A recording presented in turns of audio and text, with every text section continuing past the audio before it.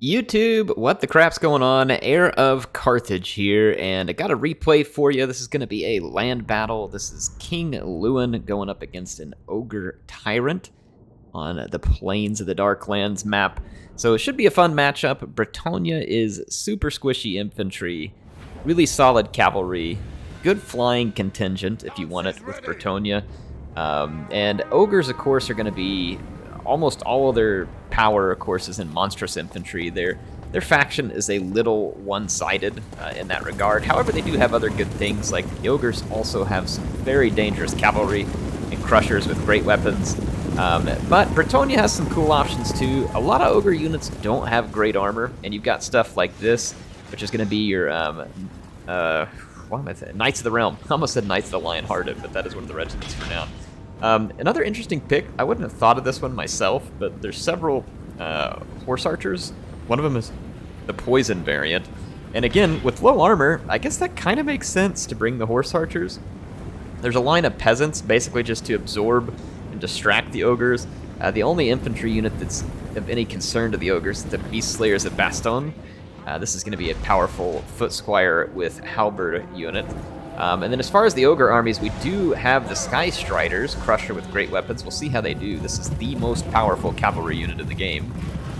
Just bar none. Very, very strong cavalry unit. There are some Man-Eaters with great weapons as well as some Ogre Bulls. There's the Tyrant. I don't believe there's any magic on the field for the Ogres, so the Ogres have chosen to forego magic for this one, which I honestly think that foregoing magic is almost always a mistake. There could be times where it's not, but the reason being is that magic is just too good right now, like especially vortex spells and stuff like that. The Ogres have a couple of good ones. They've got the Iron Fist thing that comes down, and then the Great Maw. So they've got a couple of spells that can do a lot of damage. Look at this, the Sky Striders get hit by Louen. This is not what I would have expected, but they can't countercharge him. And he may just be on a holding maneuver until he gets reinforcements in. But look at the poison coming in here from the Wardens of Montfort. They're going to go into melee with the Scrap Launcher, which honestly seems a little bit risky. Yeah, look at that. The Sky Striders are going to turn around and go for the Horse Archers and just leave Louen there. But that opens their back to a charge from the Questing Knights. Yikes. Yeah, that is a mistake. The charge from the Questing Knights would have hurt as it was. But the Sky Striders, they are getting tanked on right now by Bretonnia, so this is an excellent trade for Bretonnia. Look at that, the Sword of Caron there, making them even weaker, and Bretonnia is just going to pour it on to the Sky Striders at this point.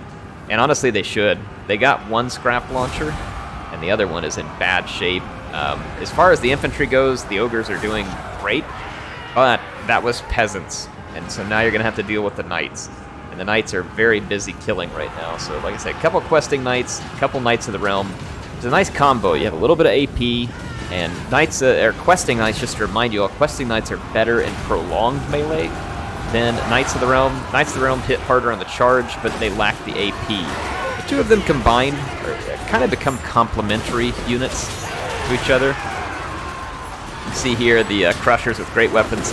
The thing is that the Crushers with great weapons are so horribly outnumbered at this point, and the support of Louen in here, and you're also going to have these Horse Archers potentially firing their poison arrows in.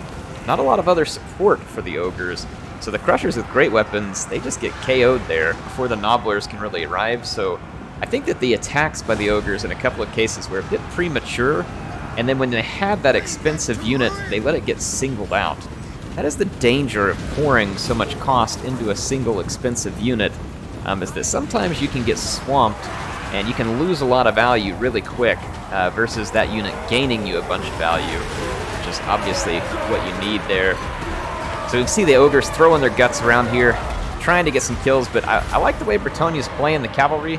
They're kind of swinging it, not letting it get too blobbed up, and then Louen kind of comes in and makes the charge. Then the cavalry's coming in to support after he makes the charge. And you can see here they've managed to split up some Ogre forces, and Bretonnia's just being very careful about not overcommitting. So like right here against the two Man-Eaters with great weapons, that would have been an overcommit that they just really don't want to make. See the Scrap Launcher out here still getting bogged down by Horse Archers. The Dismember keeps going off there, which is causing some slowness and stuff for the Bretonnian units. Nice try to do that. Ooh. See, the Tyrant there was able to get a little bit of damage done, but I feel like the Iron Fist and the Cauldron, one of the two or both, would have been very good here for the Ogres, as well as healing. So I feel like the lack of magic, especially if you're going to come in with like the Crushers, like the... I don't think it's a bad idea necessarily to bring the Sky Striders. They could be very good against Bretonnia, but you're definitely going to want to support them with some healing magic, or at least be able to punish the enemy cavalry. So like when it charges in like this, you could have an Iron Fist ready to go and plop, you know, just get a hit there, or you know, bring in the Great Maw and tear up a bunch of cavalry. You got to have a way to punish Bretonnia for clobbering in. On your units, like the Scrap Launcher could be great bait for that kind of thing as well. Like if units plow into the Scrap Launcher, then just drop a Vortex on it. I think that's, I mean, it may be considered kind of cheesy, because I know that from a competitive standpoint, a lot of the players aren't loving the way that Vortex spells work right now. I think some of them think they're too powerful. Now, I think there were some changes made in the last patch. Like this, the Tyrant ends up getting singled out here.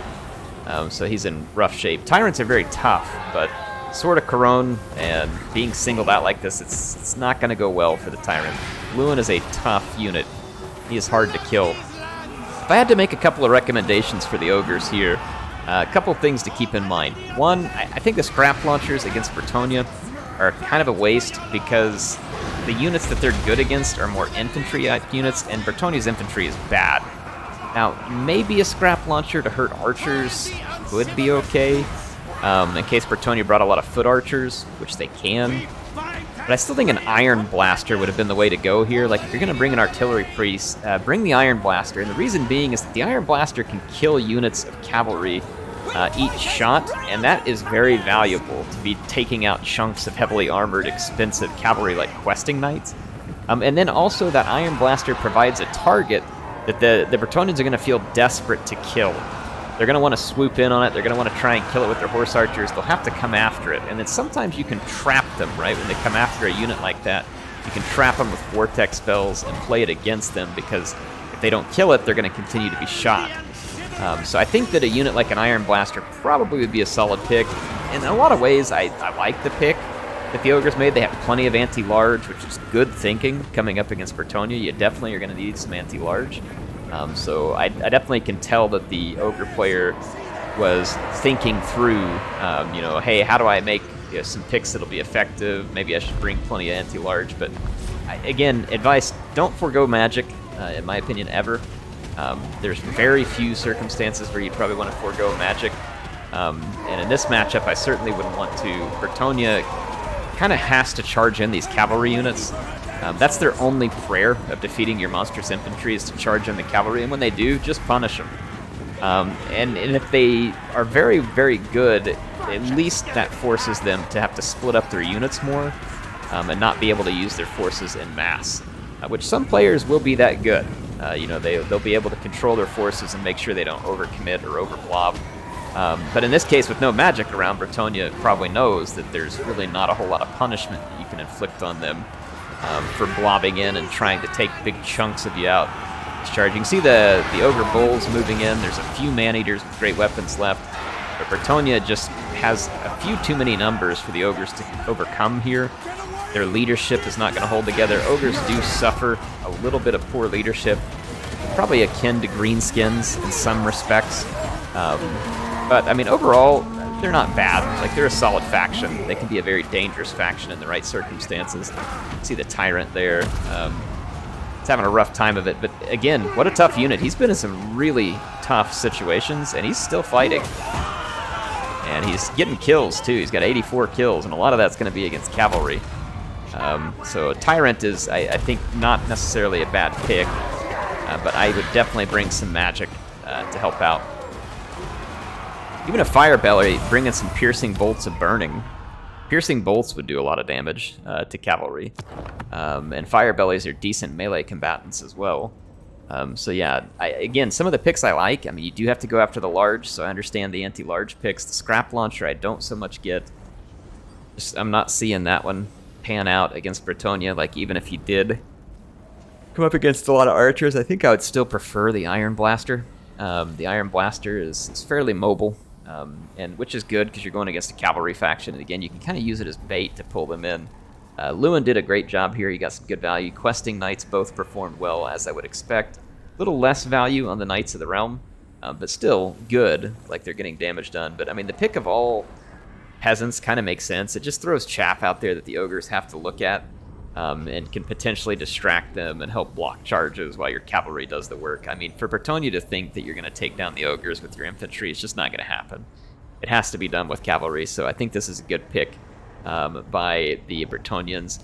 Anyway, I appreciate this replay being sent over to us by none other than Wicked, who is one of the awesome moderators, and I want to say Wicked was one of the co-founders of the Discord. I could be wrong. Sometimes I forget exactly who co-founded it. I want to say Reptile King was involved, and maybe Appius as well, but I don't remember. Anyway, Wicked's been very involved there for a long time. He's awesome. I appreciate him being a part of the community. And I think he said he was working on these battles with Jar. I need to go play some battles myself, so I'll probably be trying to play some tomorrow and get some time in. But I hope you all enjoyed this one. HeirofCarthage signing out for now. I'll see you soon with some more action in Total War Warhammer 3.